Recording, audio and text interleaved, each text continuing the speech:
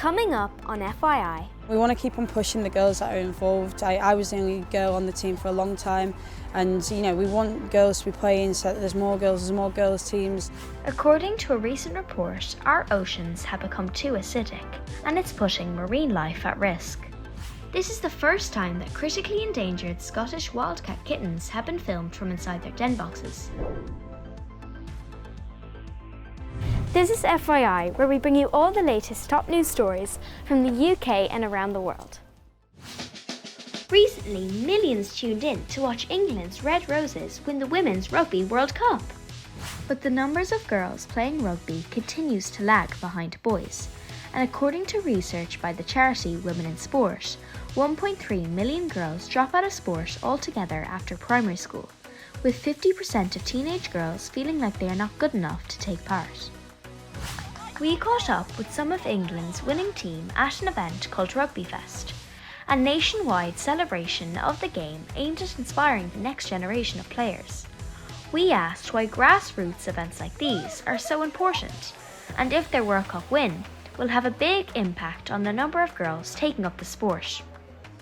Last week has been absolutely amazing. A lot of pinch yourself moments. The whole tournament itself, we've seen so many people come and watch us, but I think it inspires so many young girls to pick up the rugby ball. Community events like this are so important to keep inspiring players to come and pick up the ball but interact with each other. We know there's still a big difference of boys to girls participating in rugby, but I think off the back of the World Cup win and the way the nation have got behind us, in the summer of women's sport with the Lioness doing back-to-back Euros win, I think more girls will pick up the ball and get involved in rugby. We want to keep on pushing the girls that are involved. I was the only girl on the team for a long time, and we want girls to be playing so that there's more girls teams. So when it gets to under 12s where you can't play with the boys anymore, if you don't already play for a boys club, you know that there's a transition into a girls team. You know that there's other girls that look like you that also play rugby. They'll be your friends. I want everyone to have the ability to experience what I've experienced over this last World Cup, and it starts at grassroots level. When I first started playing rugby, which was when I was about 13, 14 years old, actually the reality was there wasn't many women or girls playing the sport. You then fast forward to 2025 and then being able to see the Red Roses win, see 82,000 people in the stadium, and then 5.8 million people watch it on TV.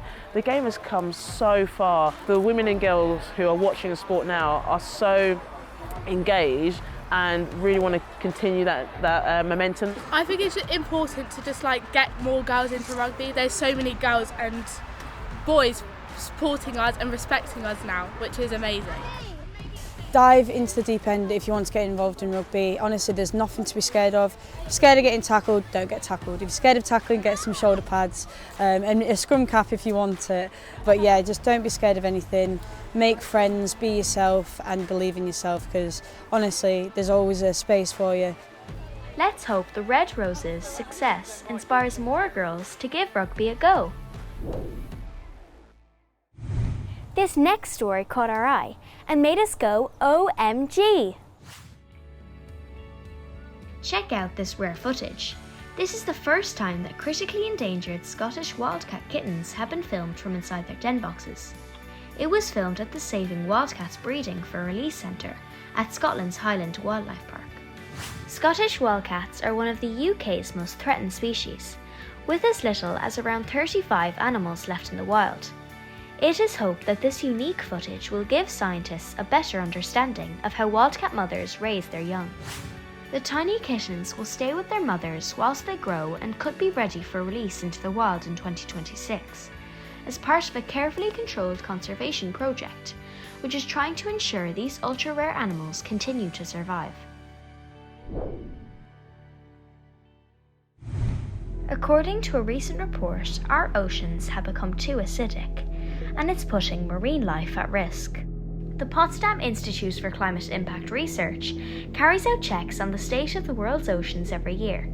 In its latest study, it found that critical levels of acid in seawater have been passed for the first time. This can have a devastating impact on coral reefs, and it can also reduce the ability of shellfish to maintain healthy shells. This then has a knock-on effect further up the food chain, because there is less prey for bigger creatures to eat. Experts at the Potsdam Institute blame the increase in acid levels on pollution from the burning of fossil fuels, such as oil, coal and gas. They warn that there is still time to reverse the rise, but that the window for action is closing, and we all need to do more to reduce our use of fossil fuels. Last week, the Chancellor of the Exchequer, Rachel Reeves, who is in charge of how government money is spent, announced that there will be a library in every primary school in England by 2029. But why is it so important to have libraries in schools? Well, we visited one school whilst they were having a new library installed to see the impact it made. We all know we should probably put down our phones and get into a good book more often. But according to the National Literacy Trust, 1 in 7 of us don't have access to a library at school. That figure goes up to 1 in 4 in poorer areas. But luckily, this school has just had a very special makeover. The National Literacy Trust, a charity part funded by the government, have been bringing libraries to our schools.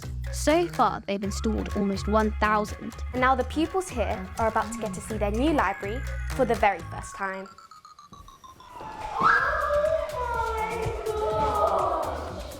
I thought it was amazing because there's so many books and it's all laid out very well, and I'm very excited to see and read all the new books in here.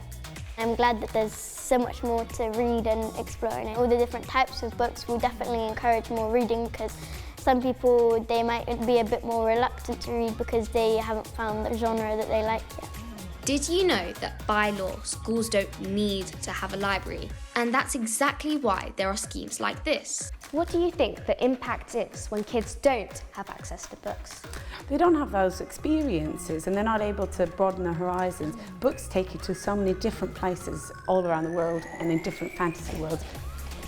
Do you think that the government should provide us more books? I think so, because I feel like reading is just like a basic thing that everyone should have, because it helps your learning so much and it's very fun. Charlie and the Chocolate Factory. That's it from us, but we'll see you next time for more of the news that matters to you. Bye!